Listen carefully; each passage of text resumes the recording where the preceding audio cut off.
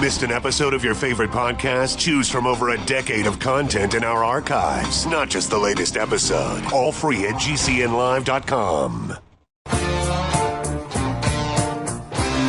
This is your call to action. Get prepared, America. Economy, survival, energy, disasters. This is USAPrepares.com. Informative radio, educational radio. Interact now by emailing instructor@USAPrepares.com or text at 434-390-7953. Class, please take your seats. Now, your instructor, Vincent Finelli. Everyone all set? Cocked? Locked? Here we go. You dialed it correctly to USA Prepares. I'm delighted to be broadcasting today. We broadcast 2 hours from high atop the Missouri Ozark Mountains, Monday through Friday, 9 a.m. through 11 a.m. Central Time. If you'd like to call us, 866-582-9933, 866-582-9933. Telephone listen line is 605-477-3249, 605-477-3249. Guineith Isaacs is with us. Welcome, Guineith. Hello, Vincent. How are you this morning? Well, I've read the article about the gunman who shot dead, it looks like at least 50 people, injured at least 406 people. Oh, no, really? In Las Vegas. When did this happen? Well, it's let me read you. Let me read you what it says. This is from the Daily Mail. It says, gunman who shot dead 50 people. Now, I've read other articles that say maybe a little bit more than 50, but gunman who shot dead 50 people and injured 406 when he opened fire on a packed Vegas music festival from the 32nd floor of the Mandalay Bay Hotel before committing suicide. Goes on to say at least 50 people have been killed, more than 406 injured after a shooting at the Route 91 Harvest Festival in Las Vegas, Nevada. The shooter has been identified as Stephen Paddock, 64, who opened fire from a 32nd floor room of the Mandalay Bay Hotel after 10 p.m. Sunday night.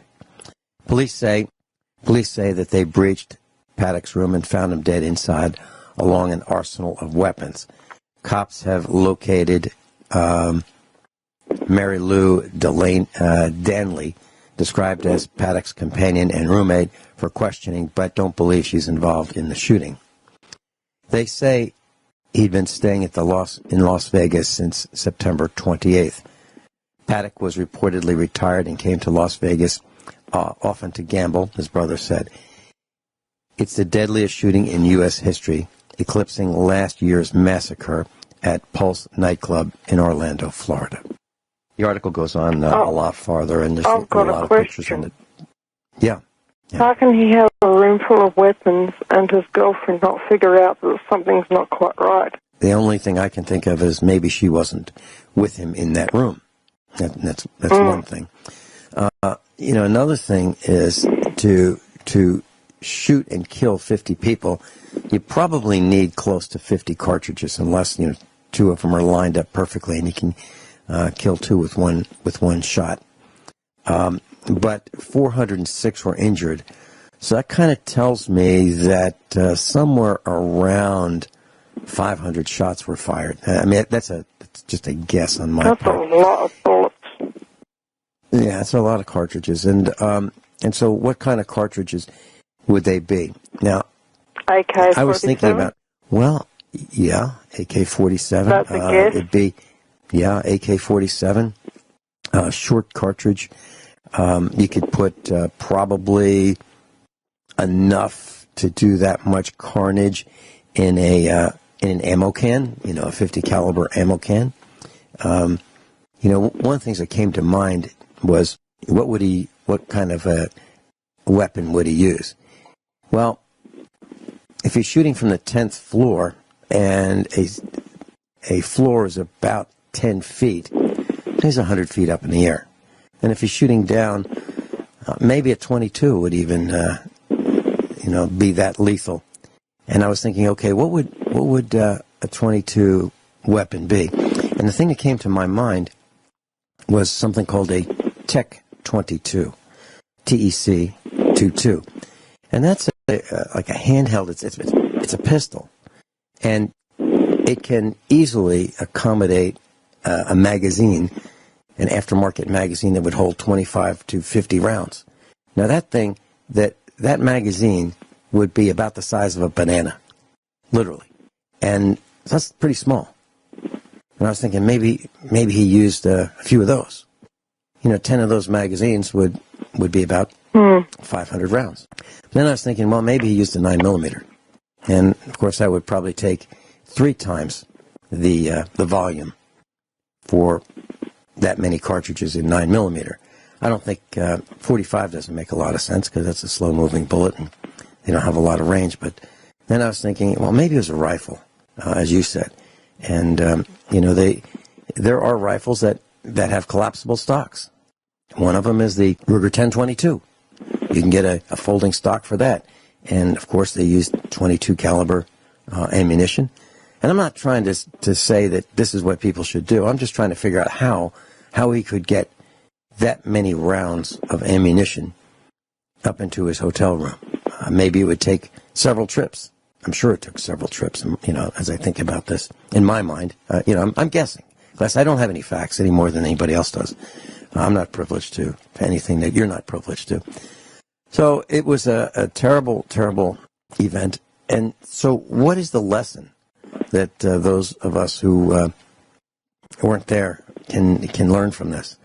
One is, why would you want to go to a concert?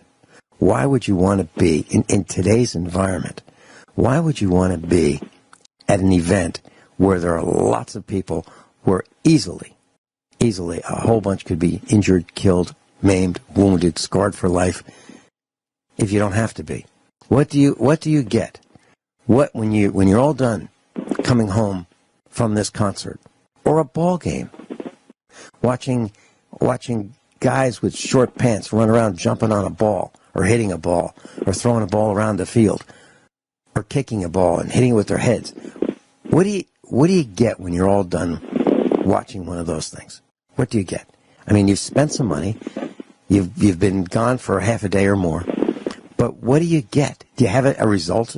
Do you have a result that you can say, well, that was really worth $200?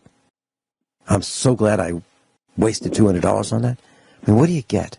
So, and the risk of being there. And I was thinking about, okay, so how many ball games have I been to in my life? I think 3. None of which I said, hey, let's go to a ball game. The only time I've gone to a ball game is when someone said, I have a ticket, or we have tickets, and we're going. Kind of like when the company says, hey, this is a team building thing, and we're all going to a ball game. Kind of whether you like it or not. That kind of thing. Mm-hmm. So those are the only, or when I was a child. I went to a ball game once when I was a child. Other than that, and I didn't buy those tickets either. So I've never bought tickets for a ball game. And I don't ever plan to.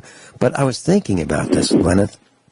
And, there are plenty of people who have drones. And there are plenty of people who are thinking that they can use drones for all kinds of things.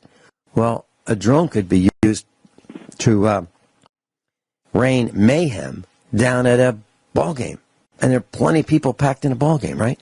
Why would I want to subject myself or my family or my friends to that?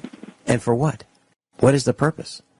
Watching guys with short pants run around a field, chasing a ball. I'm not up for it. Those are my thoughts, Guineith, and I feel terrible about what happened, but there's a lesson here. There's a lesson, and that is you don't have to go to these events. Have I been to a concert? Yes, I have. I believe I've been to 2 concerts in my life. One was Frankie Valli and the Four Seasons, and the other one was the Beach Boys. Did I take away anything from that I had to have in my life? No.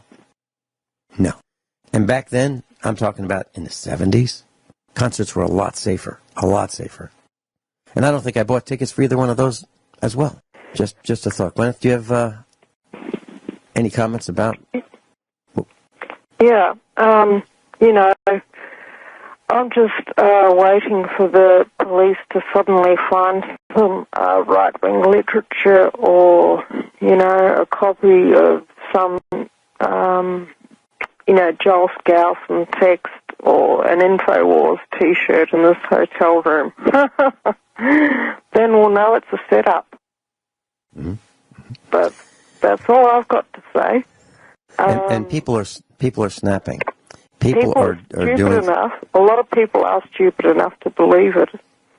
Mm-hmm. But you know, it's something where you know, a lot of people now are aware. Since the passports at the 9/11 thing, you know, of all the things that you know happened to fall out of the Twin Towers, there happened to be the passports of two of the supposed hijackers. Mm-hmm. Really? Mm-hmm. You know, I think people are a bit more aware now than they were back then. Mm-hmm. The article goes on to say two on-duty Las Vegas police officers who engaged the shooter have been hospitalized. One of the officers was critically injured, but is now in stable condition after undergoing surgery. The other officer suffered minor injuries. Neither has been identified. Two officers of the Los Angeles Sheriff's Department were also injured in the shooting. One is in critical condition, the other is in stable condition. Their names have not been released. Lots of people were there. I mean, it was packed. It was packed. I'm just perusing the article. Quite a horrific scene. They might have killed the guy, but they didn't want to say that.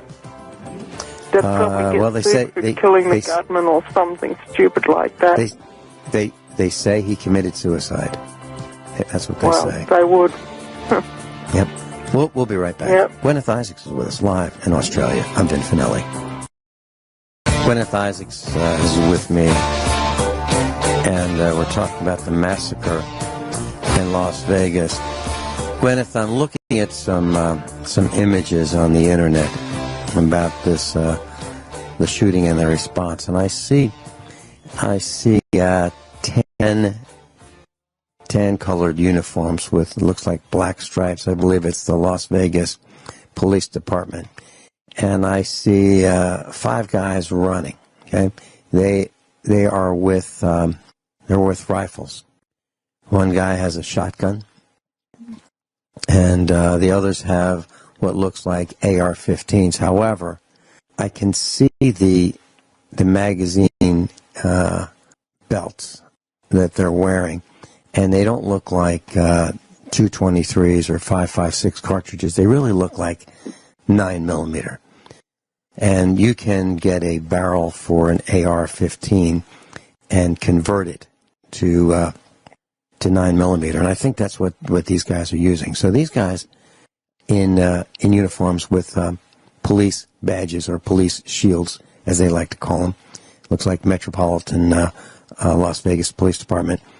They've got some pretty serious weapons with them, and a lot more than you would see with a standard cop and a handgun. They've got extra magazines. They've got, of course, radios, helmets, face shields, body armor, knee pads, as well as handguns. They are equipped. They've got a lot of tools on their belts, and they are ready for war. And they came out in force. And I also saw an image of plenty of police cars, of course, SUVs, really. And I saw a vehicle, a heavy-duty armored vehicle, and it was marked FBI. So they brought out a lot of weapons very, very quickly to this event. Now, I know from what I've read previously that they had plenty of police presence at the event to begin with. But there are guys that look like SWAT team types. And by the way, they were bashing into doors in the hotel, I believe, where the shooter was. And these guys have backpacks on. They're dressed in military camouflage, FBI, police. I can't read what the military uniforms say, but it's camo. I'll tell you, it was a scene of carnage. Very, very sad. Very sad. But it sounds like they knew that something was going to happen. Well, could be. And it sure looks like, it says here, hotel guests staying at the Mandalay Bay said they were woken by SWAT teams bursting into the rooms. Wow. And they yelled at me. Here's what it says. They yelled at me like, quote, get some clothes on, end quote. I got my shirt, but I left my phone, my wallet when I came out of my room. They were telling us to run. I saw cops with guns. It was crazy. That's what it says. Anyway, that's I don't have much more than that to report. It was very, very, very sad. A lot of carnage before the alleged gunman allegedly took his own life. That's about all I have at this moment. But I'm sure more information will come out. But again, it sounds to me like this is an example of something called a wind-up toy. Okay. For example, a number of years ago, in Melbourne, there was a particular man, and he went crazy with a weapon on a major street of an inner suburb in Melbourne. And this major street of this inner suburb of Melbourne just happened to be around the corner from my husband's mission. And this man was Julian Knight. The street was called Hoddle Street, and ever since then, this has been called the Hoddle Street Massacre. And he killed a large number of people. I can't remember how many. It might have been up to a dozen people before he was finally arrested. Now, I'll continue telling this story on the other side of the break, because I think this is an important case study of what exactly a wind-up toy is. And it's so sad. It really is. They probably knew about this guy all along.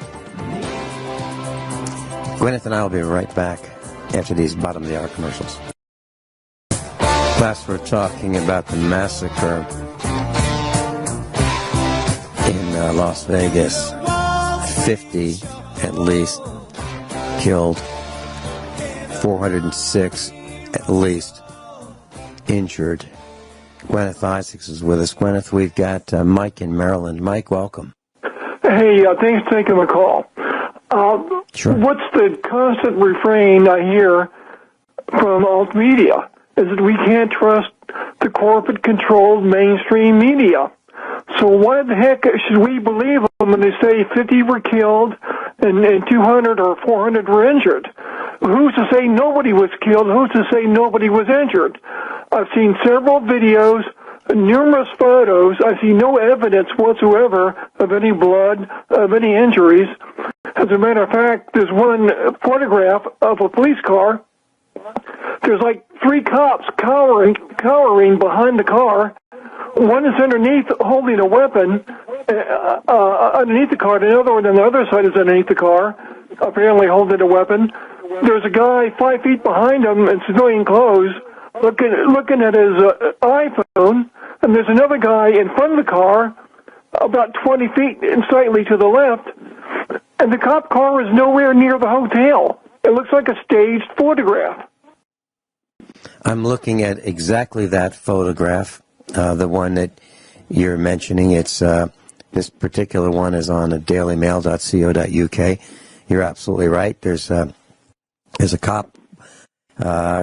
He's lying down. He looks like he's got, I can't tell if I guess it's a rifle. Yeah, I can see. It looks like a rifle. There's another guy facing the police car on the side on his cell phone, a black man. I'm using a black man just to refer to who he is. And there's a white guy on the other side of the car. And one guy, the black man is on his, looks like his cell phone. The white guy is holding his cell phone as if he's going to call somebody or text or something like that. And then you're right, the police officers are crouched down. However, I've seen other photographs in the same article where there are people with blood on them. There are people, either they're lying down and it's fake blood, and they're positioned to look like they've been injured, or they have either been injured or killed. It looks like some windows were shot out of the Mandalay Bay Hotel. It looks like 2 windows, 3 windows have been shot out. I don't know. It looks pretty real to me. It really does, and I do understand what you're saying. But here's the question, I guess, to put an exclamation point on what you're saying. There's a woman cop with a shotgun. She is standing at the grill of what I believe is a police car, black and white police car. She's crouched down. She's got a shotgun. She's aiming it. She does not have a helmet on. And somebody about 15 degrees off axis from the barrel, the muzzle of the shotgun, is taking her picture. Now, who in their right mind would take a picture of someone holding a shotgun maybe 10 feet out of the direct path of the projectile from the shotgun? Who would do that? I don't know. I certainly wouldn't. Probably lots of people in the younger generation who have never been around firearms. Yeah. I'm looking at I'm looking at lots of police presence.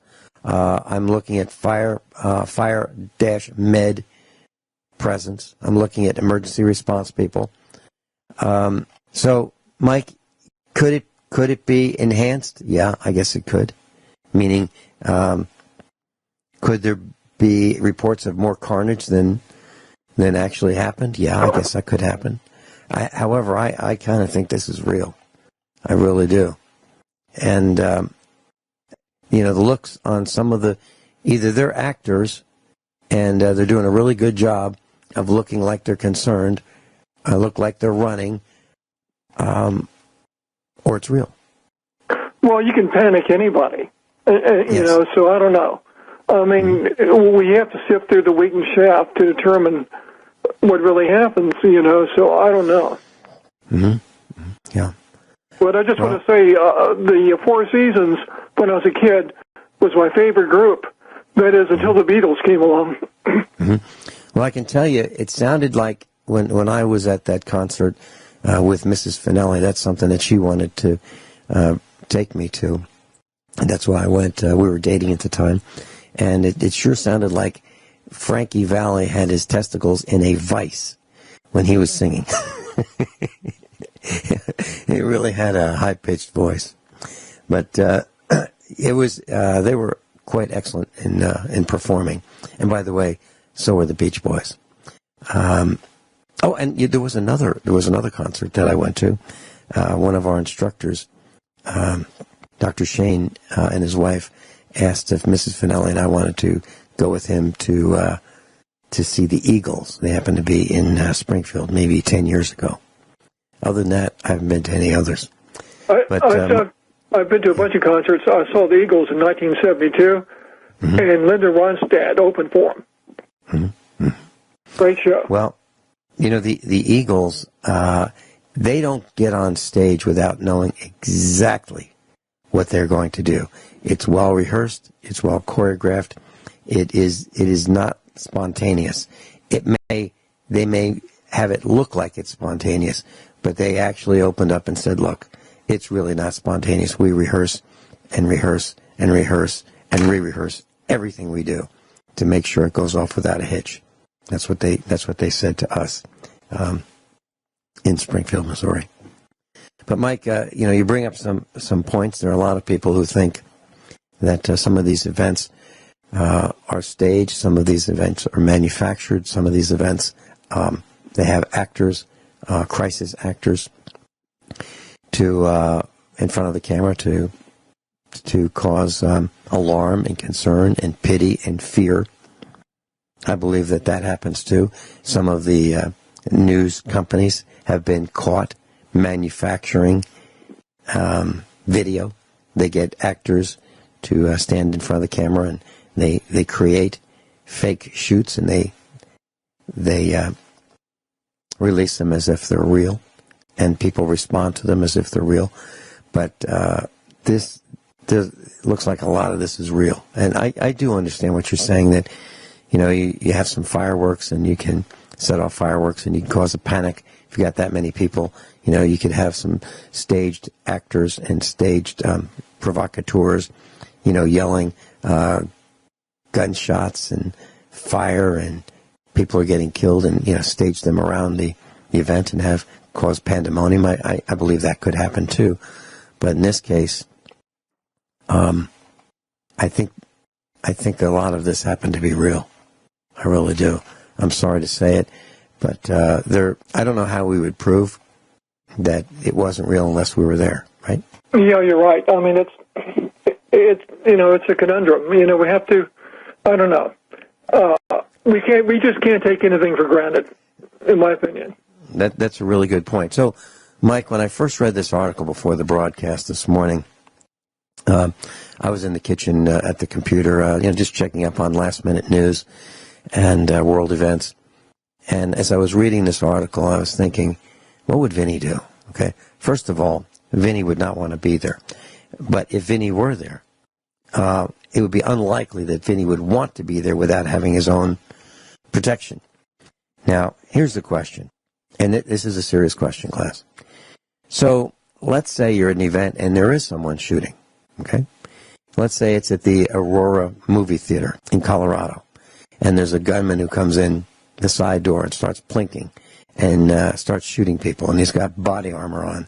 He's got protection on his legs, his chest, his groin, he's got a helmet, and he's got a rifle, and he just starts shooting. So let's say Vinny had his .45, and let's say Vinny thought, I think I could take this guy out, all right?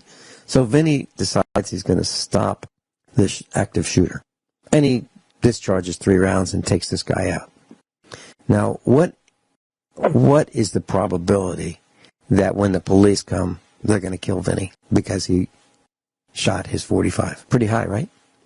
What is the possibility that in this case, when you have this massive crowd, and the numbers that I read were about 22,000 people attended this. Now, I guess that number would be over time, not all at one instant, but over the event, 22,000 people.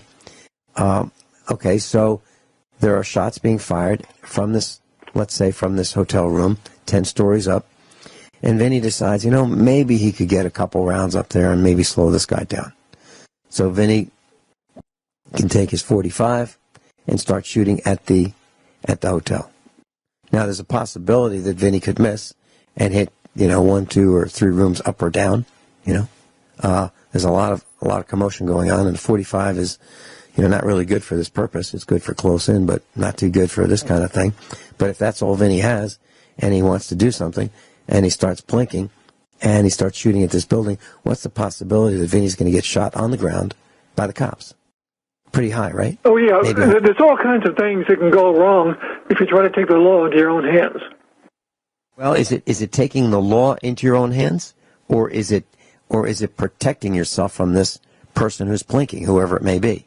Well, to me, it's not taking. I understand what you're saying, Mike, but to me, it's not taking the law into your own hands. To me, it's shooting back. Well, yeah. Either way, we can debate semantics, but there's all kinds of things that can go wrong because you could miss the actual shooter and hit somebody. That's what I said. And like you said, you could be mistaken by the police for the actual shooter. Yep. I'd just be, even if I was armed in a situation where there was an active shooter and I had the possibility of taking him out, I'd just be extremely nervous and, because all kinds of... All right, let's talk about that. So, Mike, hold that thought, and we'll talk about it when we come back on the other side of the break. And I'm going to tell you what a cop told me, if you're in a situation like this, to help prevent you from being shot by the cops. Help prevent you, not prevent you, but help prevent you from being shot. We'll be right back. Mike in Maryland's with us. Guineith Isaacs is with us. She's in Australia. I'm Vin Finelli. This is USA Prepares. Mike in Maryland is with us. Guineith Isaacs is with us in Australia. And we're talking about the massacre in Las Vegas. And during the bottom of the hour, during the last break, Mrs. Finelli and I were chatting about this. And she said, you know, most people don't have machine guns. And she's absolutely right. However, if a person wants to have a machine gun, there's a $200 tax that you pay to the federal government, and you can have a registered machine gun, you know, if you pass their background check.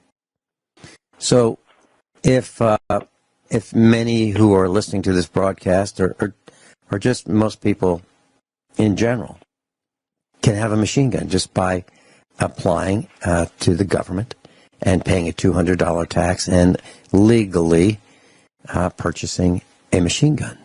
The machine gun is either a pistol or a rifle that is capable of shooting multiple rounds with the squeezing of the trigger once. Okay? And back in the Great Depression era, the 1920s, the 1930s, you know, there were gangland shootings, and one of the weapons of choice was the Tommy gun, the Thompson. I was going to say Tommy gun. Yeah, Tommy gun. And Tommy guns are available. I saw a Tommy gun available in .22 caliber. I saw they come in 9mm, 45. So you know, there are variants of it.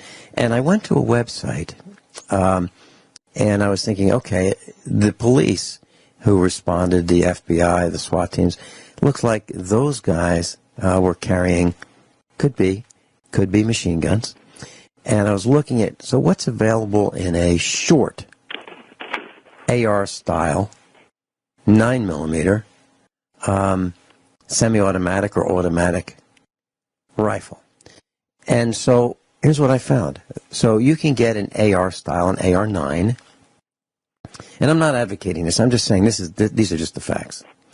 You get a 9mm rifle. It looks like an AR-15, but it's chambered in 9mm. The barrel length is 14.7 inches or 16 inches. The overall length is about 31 1/4 inches or 32 3/4 inches. And empty, it weighs 6 pounds, 1 ounce. And you can have magazines that are high capacity. So you can have lots and lots of rounds of ammunition in this 9mm style AR type rifle. And it's short. And you can get it with a collapsible stock. I'm not recommending that you do it. I'm just saying these are the facts. So maybe that adds a little more information as to how a bunch of allegedly an arsenal, if you will, that's what the media is calling it, got into this hotel room. Maybe that's how. Here is an advertisement for an AR-9 carbine. Okay. And it says here, it's Wilson Combat. It says, not simply a converted AR-15, the Wilson Combat AR-9 has been specifically designed for superior reliability and maximum accuracy while retaining the familiar handling controls of the AR platform. I mean, that's their advertisement. And I told you about the particulars, the specifications. Mike, go ahead. I just want to mention, I collect AK-47s. You can buy them for as cheap as $500 or $600, up to $1,500. But a fully automatic AK-47 will cost at least $15,000 to $20,000. That, you know, maybe you can find one for $10,000 somewhere. But maybe 10 years ago they're going for $5,000 or $6,000. But a fully automatic AK-47 legally purchased will go anywhere from $10,000 to $20,000. But I'm looking at the Daily Mail article. Oh shoot! Huh? I'm commenting on the Daily Mail article. Yeah, you want to hold through the top of the hour break? Yeah, sure. Okay, Guineith is with us. We'll all be here. And you know, Mike, an AK-47 can be converted relatively inexpensively, illegally, to an automatic weapon. Right? It can be converted. I'm not advocating it.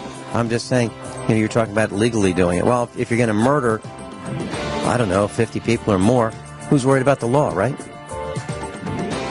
So we got some problems here. Everyone all set? We're talking about the most deadly shooting in United States history last night in Las Vegas. And the news is reporting that Islamist State terrorist group are claiming responsibility for this act of mass murder. Think about that. They're claiming responsibility for this act of mass murder. Mike in Maryland is with us. He's calling in. Yeah. Guineith Isaacs is with us. She's live in Australia. And I'd like to read this before we talk about wind-up toys and before we talk about what a cop told me. And this is from a website called thefiringline.com, thefiringline.com. And it's a forum.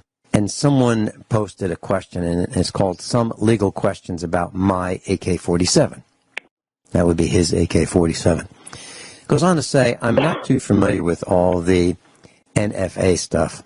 I do know a little bit, but not enough to answer these questions myself.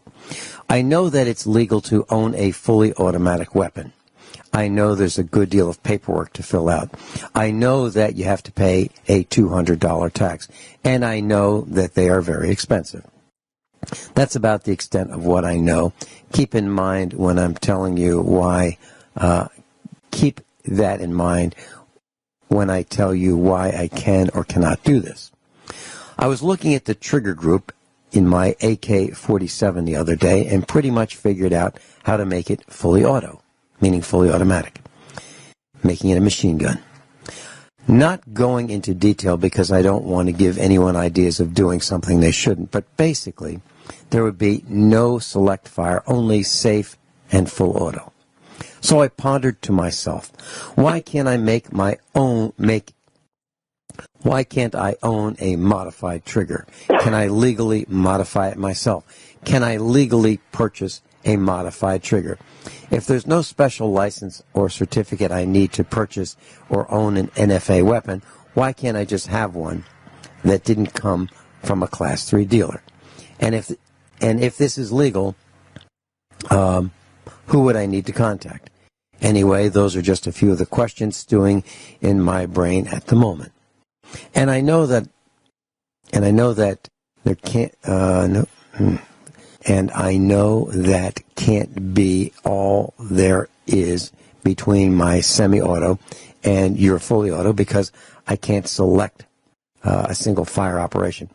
But hey, if I can legally get around spending $14,000 for an awesome toy, I'm all about it. Also, I know that most of you are probably not lawyers, but I figured your input would give me a good starting point. Thanks. And then the guy's name. And there's a response that says, domestic manufacture of full auto weapons are banned in 1986. You can only get what existed before 1986. The next response says, converting an AK-47 requires machining the receiver. Just machining the receiver will get you 10 years in federal prison, even if you don't install the auto sear. That's spelled AUTOSEAR. There were less than 100 bring-back AK-47s registered before the 1986 ban on imported machine guns. They started around $25,000.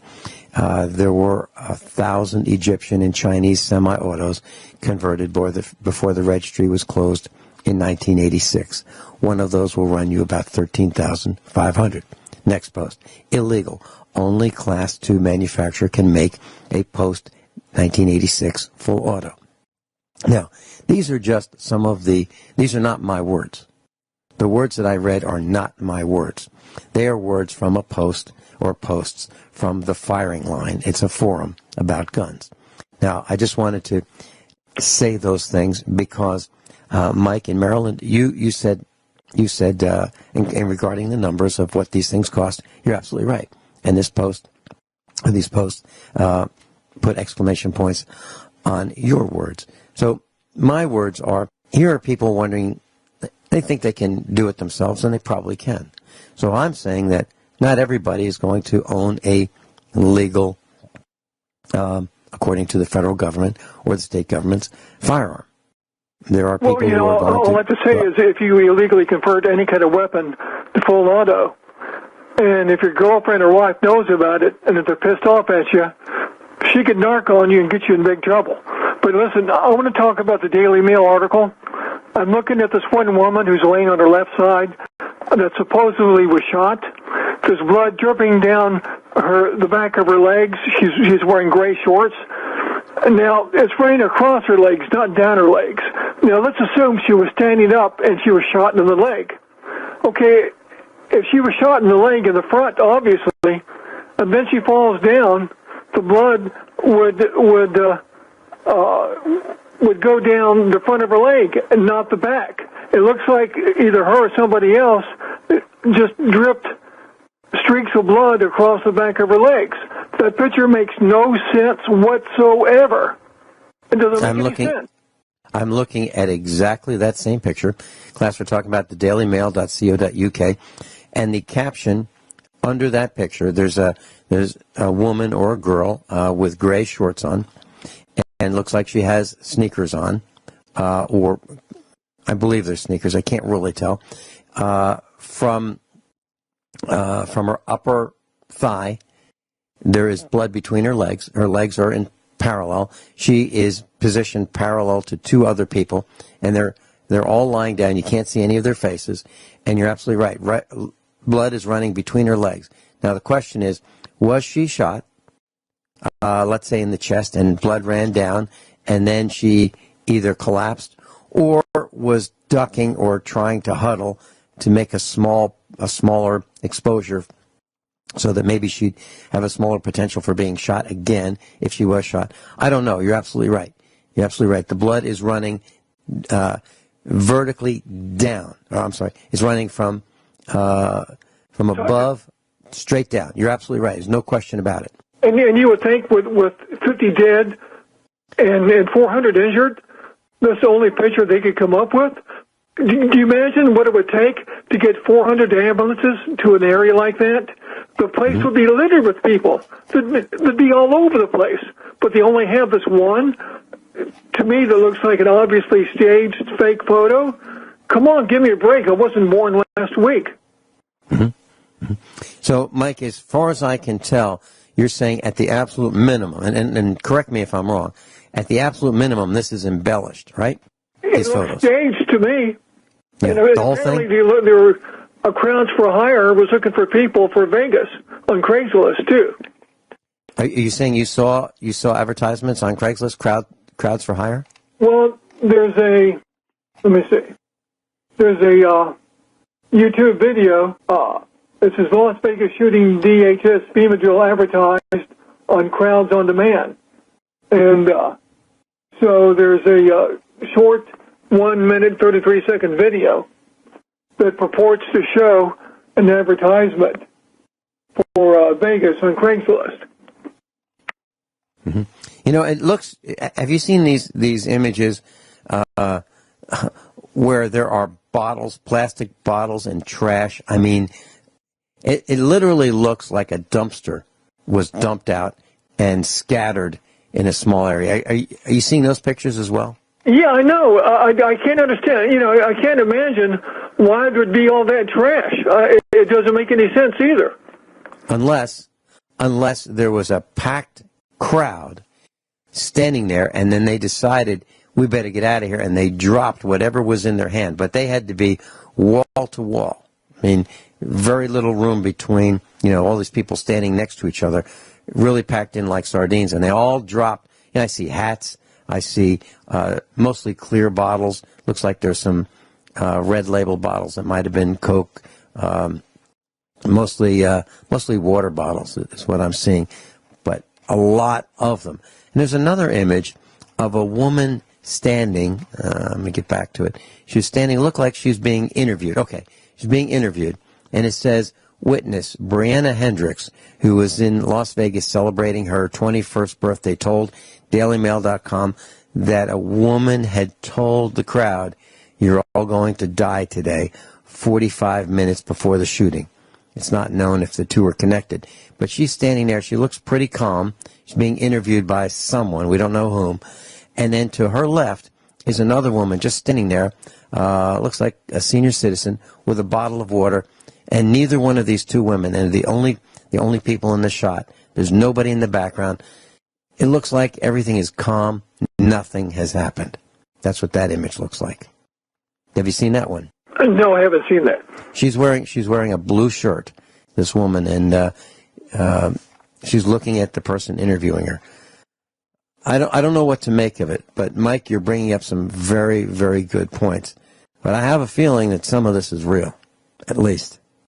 I don't think this is all theater. I really don't. If it is, it was very, very well done. But some of the images are, pretty strange. Like, for example, there's a man and a woman carrying what looks like another man or woman. This one guy has her arms, and he's walking backwards with her. A woman has this person's legs, walking forward. And if this person were shot, the last way you want to carry this person is in what looks like a sitting position. It looks like that. I don't know if that's real or not. I don't see any blood. But it says here, people assisted a wounded woman at Tropicana Hotel, which is located close to where the Route 91 festival was being held.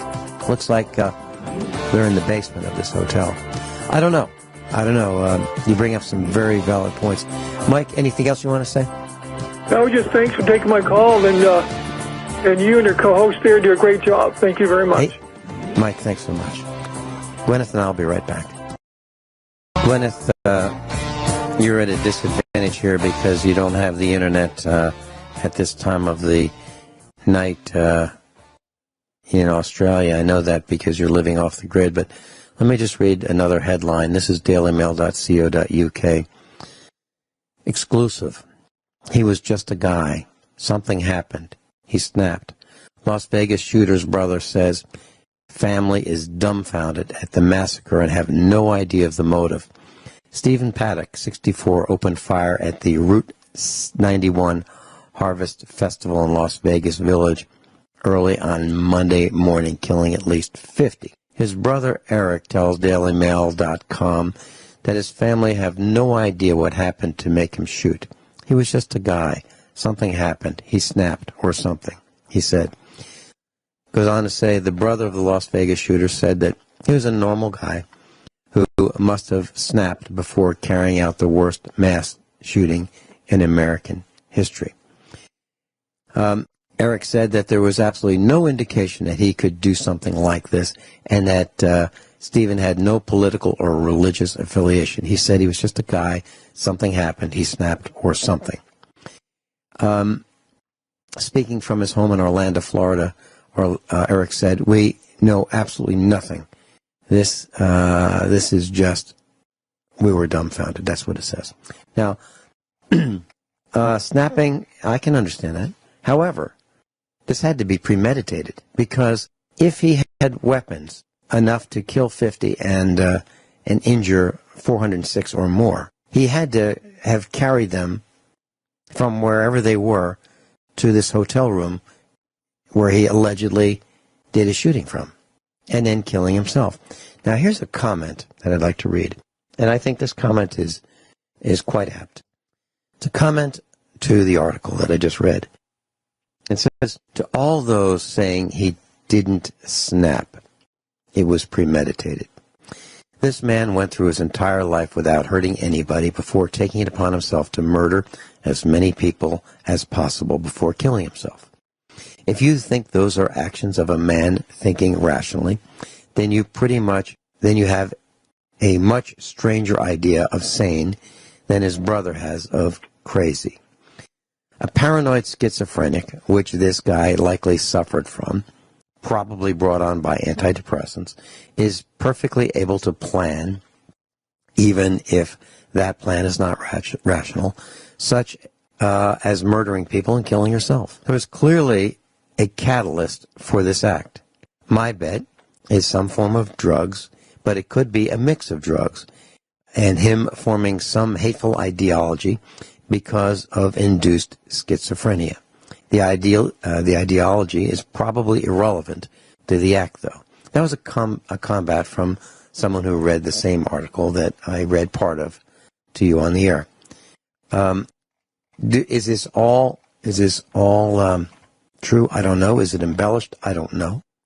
These are just some of the thoughts that we have here at USA Prepares based on what we've read. So these are just our opinions. Class, and when I talked about weapons that could have been used, I absolutely positively am not advocating hate or violence or murder or mayhem in any way, shape, or form. I am not. I think it's as horrible as can be. George in New Hampshire, welcome. You're on the air. Vincent, Guineith. I just wanted to say that Lee Harvey Oswald, I think there's enough evidence now that shows that at best he didn't act alone. And we got the 1968 Gun Control Act that harkened back to that incident where he supposedly ordered a mail-order gun that was military surplus that you could see in any number of the gun periodicals of the time. And they used that as an excuse for the 1968 gun registration laws that made it so that every time you go into a gun shop, you have to sign that federal form. And I feel that this is going to enact even stricter and harsher legislation, and the rallying call is going to be get the guns out of the hands of, legitimate owners. Really good point, George. Can you hold that thought? Like that, you're not going to worry about the law. Hold that thought, George. Can you stay with us? Sure. Okay. Yep, George, USA Prepares instructor in New Hampshire, is with us, along with Guineith. We'll be right back. Class, Guineith and I we're going to talk about land and adverse possession in this broadcast, but it doesn't look like we're going to be doing that today. So I expect that we'll be doing that tomorrow. Guineith, does that make sense to you? Probably tomorrow. Yeah, that's fine with me. Okay. All right. George is with us. George, I wanted to tell our broadcast classes, and I want to make sure we have time for this, and you may want to comment on this as well, and Guineith as well. A cop told me that when you're involved in an event where there's a shooting, you need to call call 911 and say, and this would be a case like the Colorado Aurora movie theater shooting, and I described that, if any was there, would he have his .45, and if he did, would he take out or try to take out the active shooter who was standing in a doorway just blinking at people and killing them? Or it could be a situation where you're at an event with a lot of people and someone starts shooting, and if you can prevent the further loss of life, and if you feel your life is threatened, you're in danger of being killed or severely injured, at least in Missouri, you have the right to defend yourself and shoot. Well, let's say a person or I, for that matter, decided that it was in my best interest and everyone else's to take out the murderer, okay, the guy who would be plinking it at us, in a crowd, for example. Well, this cop told me that you need to call 911 and say something like this: I'm the victim. I am the victim. I am the victim. I'm the one in the red shirt. I'm in the red shirt with dark blue jeans. I'm the victim. When your guys get here, don't shoot me. I'm the victim. I'm the guy that took out the shooter. Don't shoot me. I'm the guy in the red shirt. I'm the victim. Okay? Now, that's what he told me. And it makes a lot of sense, because what's going to happen when the cops get there, there are going to be some people saying, he's the guy in the red shirt, he's got the gun, right? Aren't they going to do that? Yeah, probably. Because some people, the generally dumb public would be likely to do that, because maybe they don't have all the information about the guy who started shooting first, starting killing people, and then the guy with the red shirt stopped it all. But you need to make sure you don't get killed. Guineith, your comments? Yeah, I would say that's also probably a really good idea. And even if you said to them, the emergency dispatcher, I'm the guy in the red shirt, and I'm trying. There's this guy, he's shooting at me. I am armed. I'm defending myself. Mm-hmm. And then the police know that there's somebody else in there with a weapon who's only trying to shoot the guy who's shooting at them.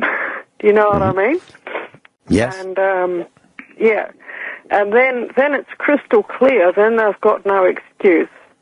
Then if nothing else, if you end up on a marble slab, and your family gets a hold of the 911 call, then they can sue the hell out of, they can sue the daylights out of whoever it is, who shot your beloved one. Yes. However, here's what the cop told me.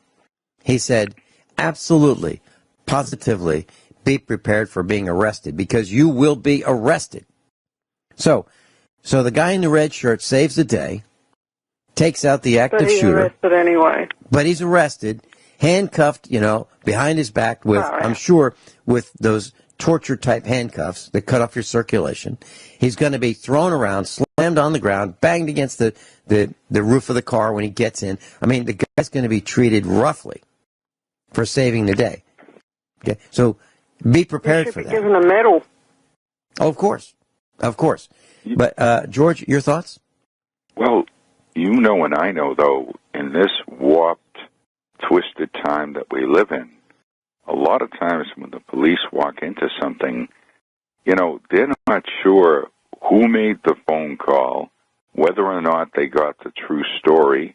I agree with you from a technical standpoint. You should at least try to alert them to the fact, to identify who's who when they're walking in. But a lot of times, I've seen police officers, and I was in law enforcement for a time, and, you walk into a situation, and you get people talking to you who can be extremely convincing, as liars often are.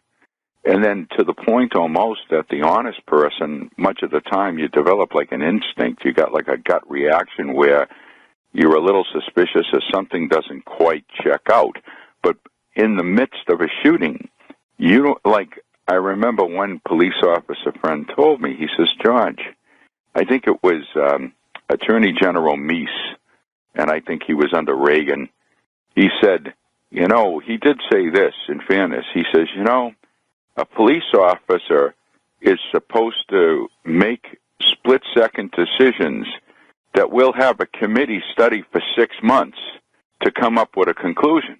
And I'm saying they're only human, and at the same time, I'm not justifying irresponsible behavior in law enforcement, but by the same token is that you've got a lot of very wickedly psychopathic, sociopathic individuals who will lie through their teeth and manipulate a situation so that they'll look like the victim when in reality it might have been a murder in the reverse, if you know what I'm saying. Absolutely. And I hear this a lot, that police only have, these split seconds to make a decision. However, they hear over and over and over and over again at these dispatching meetings, okay, guys, we all want you to go home to your families tonight, come home safe, which really means shoot first. If you think there's a dangerous situation and you might not come home to your family, make sure that if anyone's going to die, it's not going to be you. I believe they all hear that over and over and over again, and their training is to have a hair trigger. I believe that is the case. I don't want to be a cop. I really don't. It's typically it's a dangerous job. However, so is farming. But the difference is, farming, I'm dealing with equipment more than I'm dealing with irrational people. And unfortunately, there are plenty of irrational people. I see irrational people all the time. I get, just from a almost an innocuous standpoint, I keep saying, does everybody have to cut me off, with their car? Does everybody have to pull out in front of me? They see that they don't have enough time to safely pull out, so they wait a couple more seconds, and then they cut me off. So people are doing some irrational things with automobiles. They're taking their lives in putting their lives in danger. It's ridiculous. It's beyond stupid, but still they're doing it. And so here are the headlines on the Drudge Report. Let me just read a couple of these. Face of evil, gunman named. Next line. He snapped. Next line. ISIS claims soldier. Next line. Flashback. Video threatened Vegas. Shooter kills self before arrest. Arsenal in hotel room. Fires from 32nd floor. Oh, we were told it was the 10th floor. Bullets rain down for 10 minutes. How is that possible? How is it possible in Las Vegas, where there are cameras everywhere, that bullets can rain down for 10 minutes? Next line.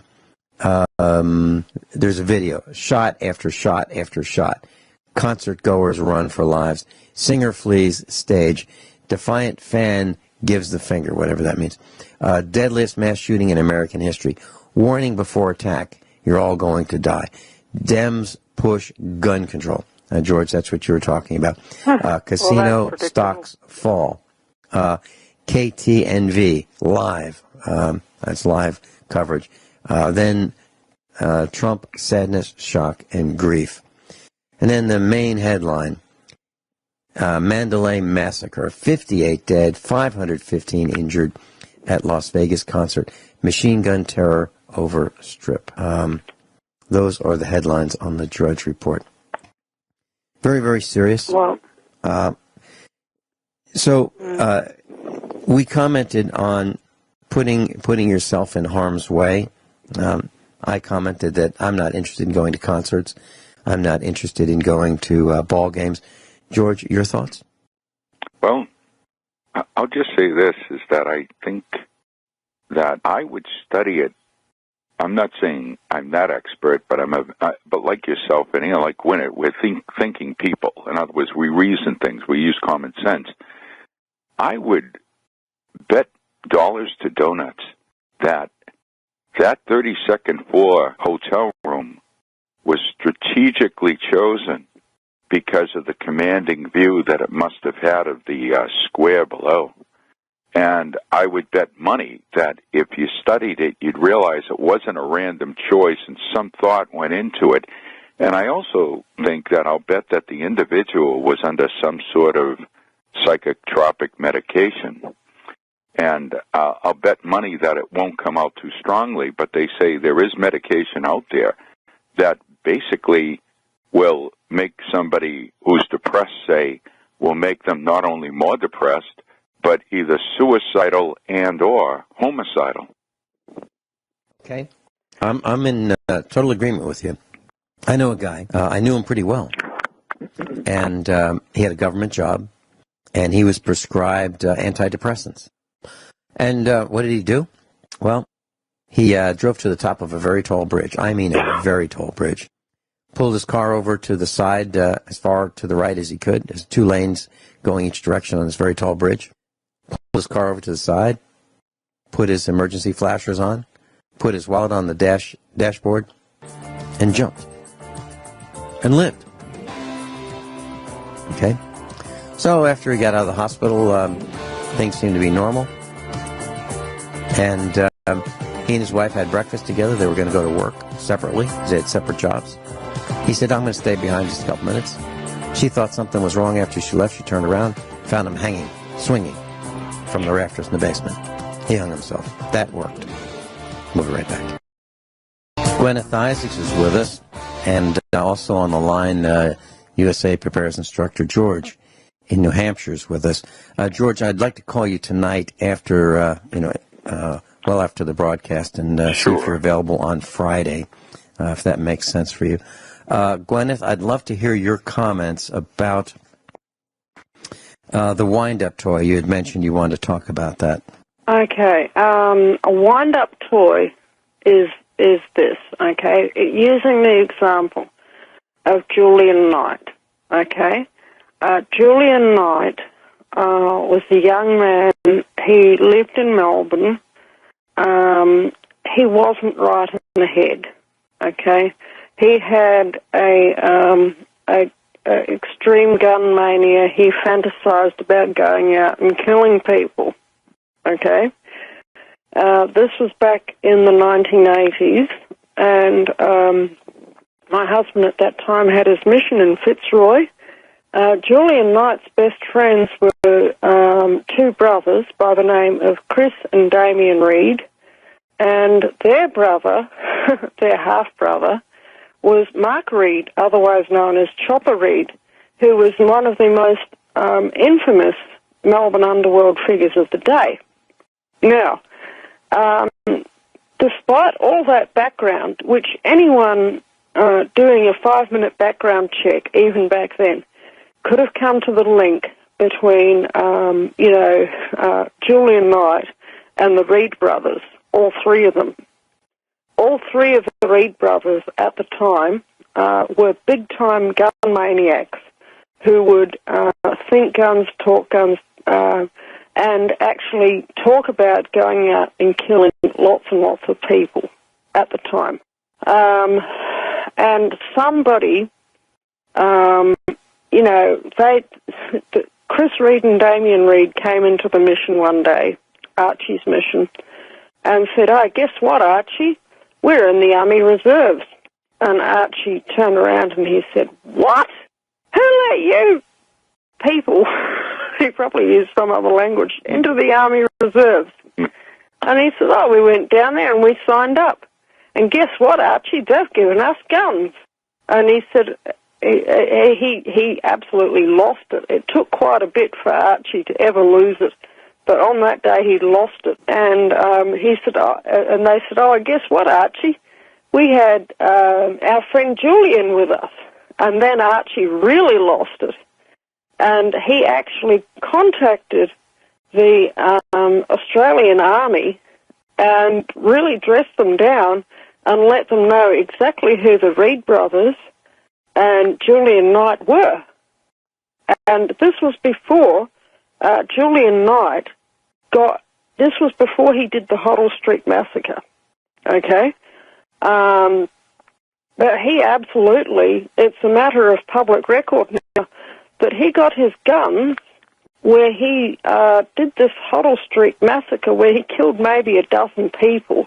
I mean, you can look it up on Google, just type in Hoddle Street Massacre Melbourne, Julian Knight, Knight, and you'll see the whole story.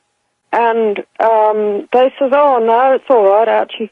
And the thing is that the Australian Army knew all along that all three of these guys were unbalanced and actually gave them the weapons so that they would go out and that they would do the damage that they did. And in my humble opinion, okay, the Australian military is 100% responsible for the Hoddle Street Massacre because 5 minutes of background checking of Julian Knight would have immediately linked him to the Reed brothers, who at that time, Mark Reed, Chopper Reed, was a notorious criminal who would go around and quite literally shoot his enemies in the Melbourne underworld in the back of the head. And he would post photos.